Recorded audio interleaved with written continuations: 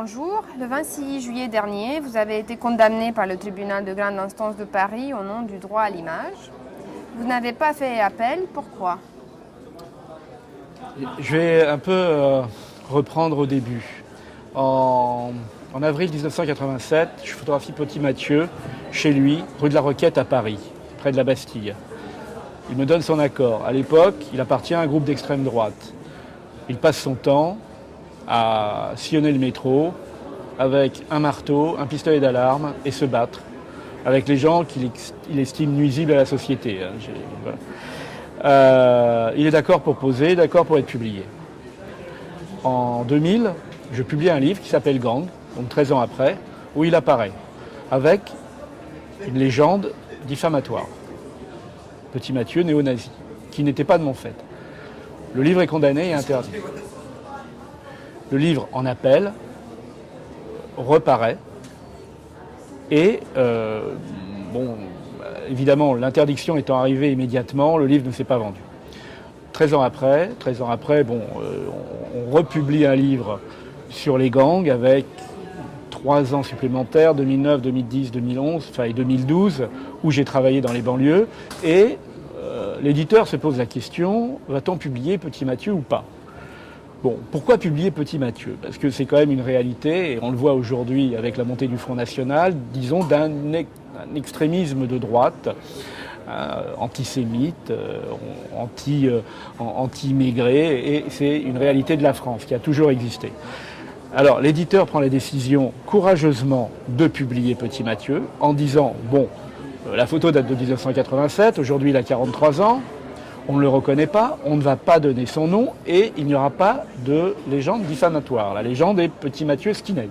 Donc il s'estimait en droit pour informer les gens qui achètent le livre, le public, que ça existe, quand même en France on a des mouvements d'extrême droite, et le livre étant publié avant l'affaire de Méric, c'est-à-dire du gamin qui s'était fait tuer, donc la décision est prise de publier. J'ai informé l'éditeur, je lui ai dit, voilà, on peut avoir un problème avec lui. L'éditeur dit, écoute, il a 43 ans, on va le faire.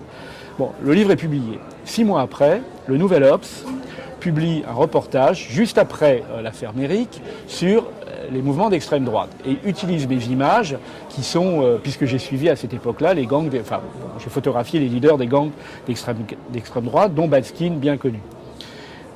Petit Mathieu réapparaît plutôt, avec 2 avocats, en disant voilà, j'ai appris l'existence par le Nouvel Obs d'un livre qui s'appelle Gang Story, dans lequel j'apparais.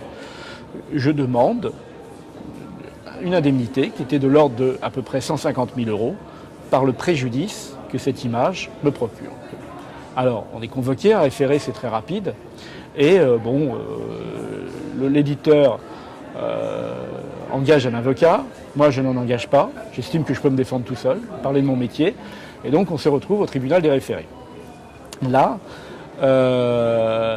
l'avocat du Nouvel Obs, l'avocat de l'éditeur et moi-même, donc nous parlons au juge. Nous expliquons que Petit Mathieu aujourd'hui, qui est présent d'ailleurs, ne ressemble plus du tout à la photo, que son nom, on l'appelle Petit Mathieu, et je ne donnerai pas son vrai nom, on ne dit pas où il habite, il n'y a pas de légende diffamatoire, et ce livre est un livre sociologique et anthropologique. À aucun moment, il y a une incitation à la haine contre qui que ce soit, même un skinhead néo-nazi. Bon.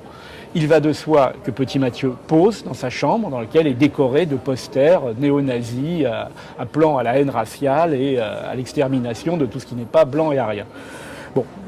Le juge, au bout entend d'un côté, je vais parler de mon métier, de ce que c'est que photographier des gens, montrer au public, montrer qu'il existe des gens qui sont différents de monsieur ou madame tout le monde, et les avocats que c'est un livre d'art, que c'est un livre d'information et que le public a le droit de savoir.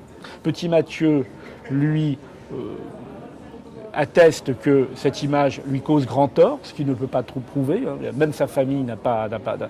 Et le juge s'adresse à nous à la fin de la plaidoirie en disant effectivement, il y a 2 droits normatifs qui sont le droit à l'information et le droit à l'image. Il s'adresse à moi, il m'a dit vous savez, vous auriez dû prendre un avocat. Je lui ai dit écoutez, monsieur le juge, excusez-moi, je n'ai pas les moyens de prendre un avocat. hein. Et puis je suis à même de défendre tout seul, de parler de mon métier, pourquoi j'ai photographié. Ce n'est pas une photo volée, c'est une photo posée. Petit Mathieu, à l'époque, était conscient de ce qu'il faisait. Aujourd'hui, il a 43 ans, enfin, et je répète un peu tout ce que j'ai dit auparavant. Là-dessus, nous nous quittons et le jugement tombe une quinzaine de jours plus tard. Nous sommes condamnés. Alors, c'est un jugement qui n'est pas, disons, qui ménage la chèvre et le chou. Parce que j'ai bien réfléchi plus tard. Petit Mathieu demande 150 000 euros. C'est quand même une somme hallucinante. On est condamné à 5 000 euros, 2 000 euros pour le Nouvel Obs et les dépens, plus les frais d'avocat. C'est-à-dire ça fait quand même une coquette somme. Hein. C'est-à-dire, disons, pour l'éditeur, au moins 15 000 euros. Mais pas les 150 000 euros, ce qui serait monté beaucoup plus loin. Alors je pense que le juge n'a pas voulu déjuger le premier jugement du premier livre. Et donc il a appliqué ce qu'on appelle le droit à l'image. Et le droit à l'image, aujourd'hui, c'est tout un chacun qui, photographié, peut aller devant un tribunal en disant, ben voilà, moi on m'avait photographié dans la rue avec ce petit chien, il n'est pas à moi, on m'a demandé, le propriétaire me réclame. Enfin, tout le monde peut aller aujourd'hui et demander réparation sur le droit à l'image. La condamnation moyenne est de 5 000 euros. Donc il a appliqué ce droit à l'image. Le problème, c'est qu'il a condamné un livre. Il a condamné un livre d'histoire, condamné un livre de mémoire.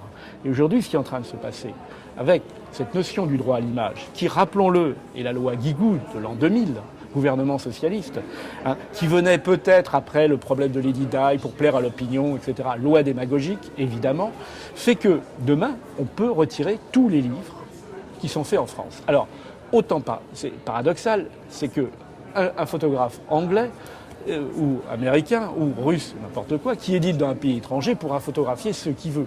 On pourra acheter le livre et il ne sera pas condamné. C'est-à-dire, encore une fois, cette loi est une loi qui interdit aux photographes français de publier chez un éditeur français ce qui se passe dans notre pays. Alors, effectivement, on va délocaliser finalement l'histoire de France. Hein, voilà, maintenant, ou peut-être moi je vais changer, je vais faire comme, comment il s'appelle, Gérard Depardieu, je vais prendre un passeport russe, me faire éditer, venir en France, travailler 6 mois et éditer en Russie ce qui se passe dans notre pays.